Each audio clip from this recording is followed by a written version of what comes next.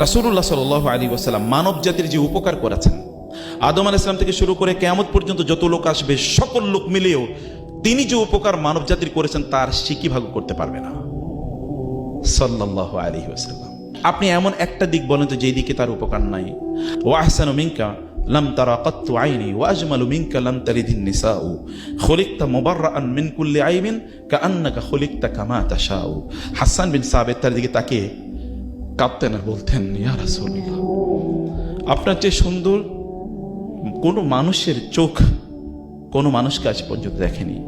আপনার চেয়ে সুন্দর কোনো মা, কোনো নারী, কোনো সন্তানকে জন্ম দেয় নাই। আপনাকে এমনভাবে আল্লাহ সৃষ্টি করেছেন, মনে হচ্ছে যেন আপনি আল্লাহকে বলেছেন আপনি আমাকে এভাবে বানান এবং আপনার ডিজায়ার অনুসারে আপনাকে তৈরি করা হয়েছে। অসাধারণ। জাবের রাদিয়াল্লাহু তাআলা কখনো আকাশের দিকে তাকিয়ে চাঁদের দিকে তাকাতেন, কখনো রাসূলের দিকে তাকাতেন এবং কেঁদে উঠতেন ফুফিয়ে।